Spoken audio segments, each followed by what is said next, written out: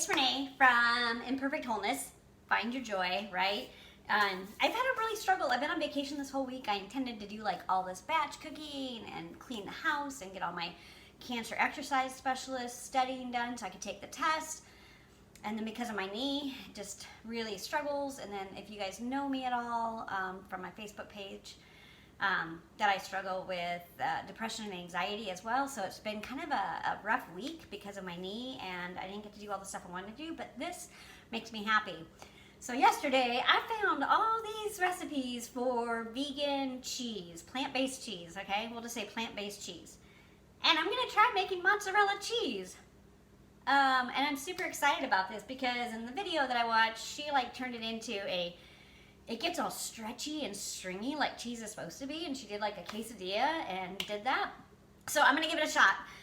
This is a super basic recipe, and it's like a stringy mozzarella cheese, so this is what we're gonna try. I found it on a YouTube page called Eat More Plants, and they actually got it from a blog called It Doesn't Taste Like Chicken. So if you're into vegan cooking and want to learn some things, check out It Doesn't Taste Like Chicken blog. Sam, she's a author and does all kinds of recipes, so there's lots of cool recipes on there.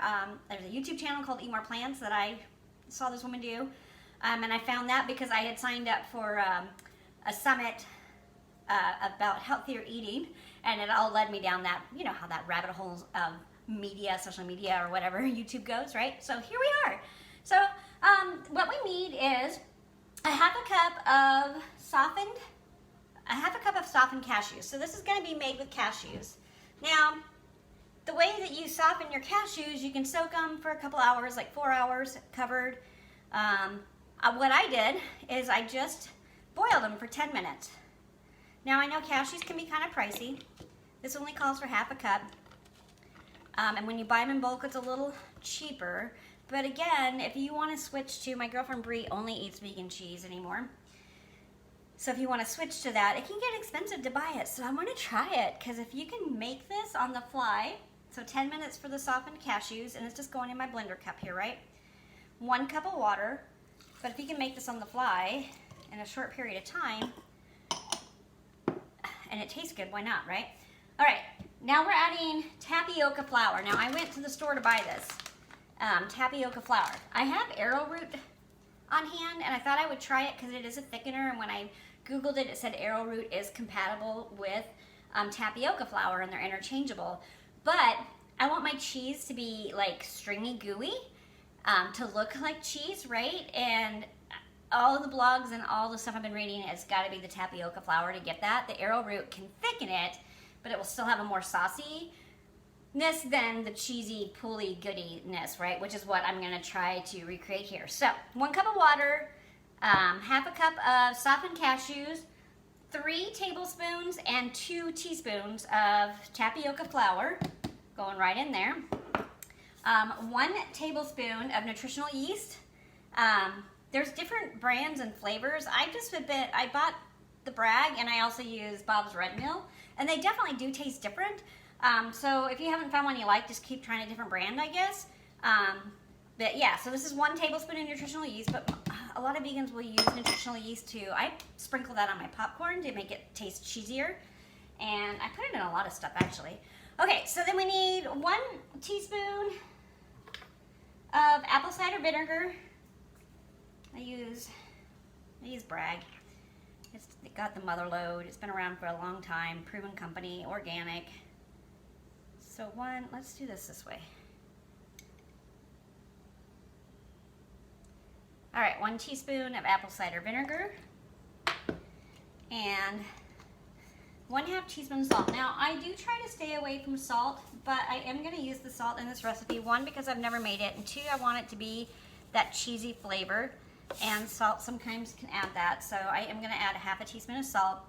And then it calls for 1/4 teaspoon of garlic powder. Can you see that? Garlic powder. And it's just 1/4 teaspoon, which I don't think I have out here. 1/4 teaspoon of garlic powder. And then we're gonna, that's it for this, you guys. This is it, right? Like, how simplified is that, right? So 1/2 teaspoon of garlic powder. And then I'm just gonna blend it up. And then we're gonna cook it after that. So, and I'll tell you what I mean by cook it. So far this is what we've got. All right, I'm gonna blend it now till it's smooth. So it's gonna be loud. Loud noises.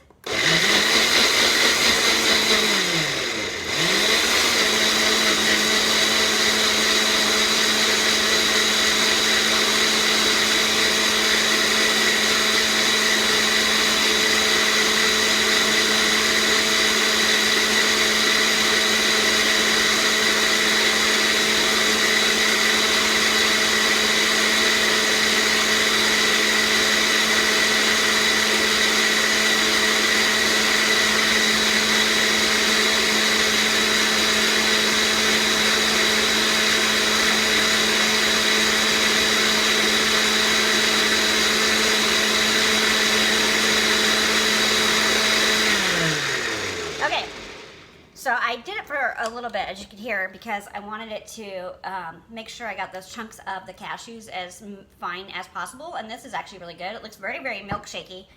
And this is where the tapioca flour, I've been told that this is where the tapioca flour is going to make the difference. So in order to activate the tapioca flour, we actually have to heat this up.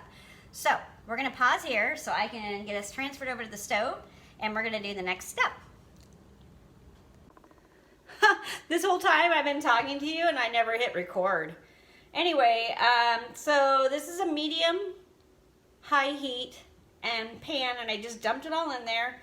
And according to the video, this will, like, once it gets warm, it's gonna get clumpy. So you wanna keep stirring it all the time. And just really keep an eye on it because it'll get hot quickly and then get clumpy. And we really want that stretch factor, and we don't want it to stick to the bottom of the pan, which I guess tapioca can stick to the bottom of your pan, so just want to be mindful of that. In the video, she used a non-stick pan. She had non-stick coated pans that she used, and I don't have that. I have stainless steel, so it might be a pain in the butt to clean up later, but I don't know. So I'm just stirring because it says really keep an eye on it and pretty much just stir it constantly.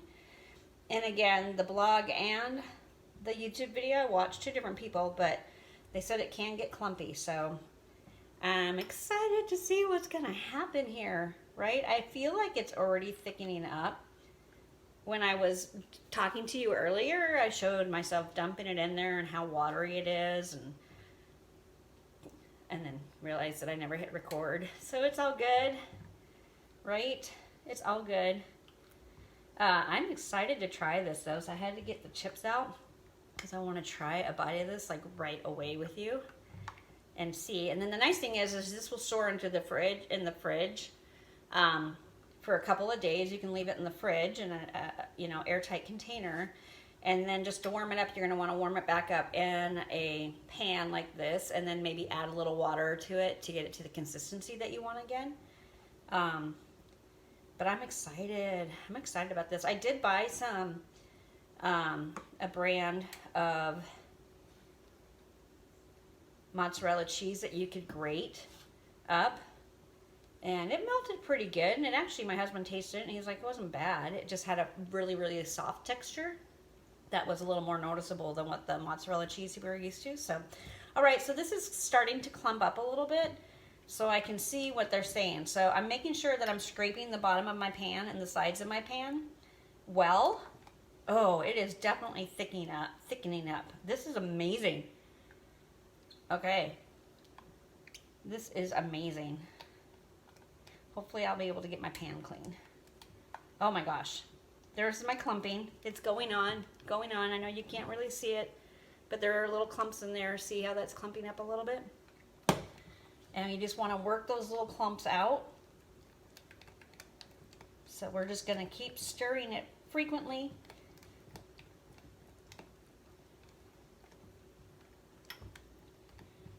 Oh my gosh, this is thickening up nicely. And there's little clumps, trying to get those out, trying to keep it from sticking to the bottom of my pan. Yes.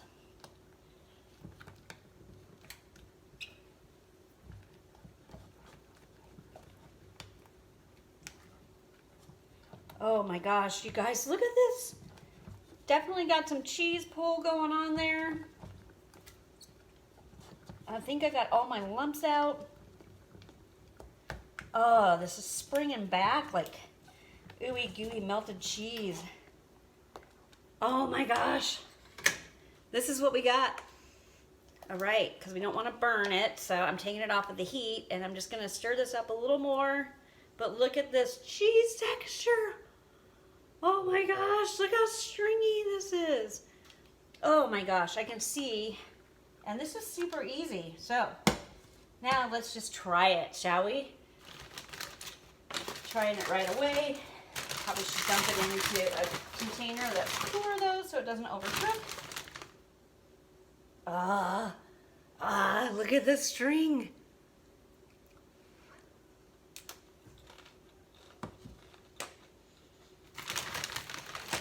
Oh my gosh, pretty darn good. So it's not gonna fool anybody who's a cheese aficionado into thinking it's mozzarella, but it's definitely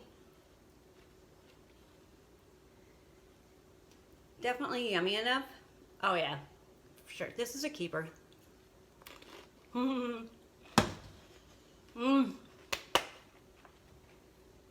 gonna put that in a tortilla with some black beans for my lunch that I might be eating early. Anyway, give it a try. Let me know if you give it a try. It is different when it's, you know, plant-based, but eat more plants. Follow that YouTube page. She does a great job. Unlike mine, unprofessional, imperfect, but it's okay. And from the blog, check it out. It does not taste like chicken. Those are two things I recommend for sure. All right, can't wait to see you on the next one. Let me know if you try it though. Yummy cheese.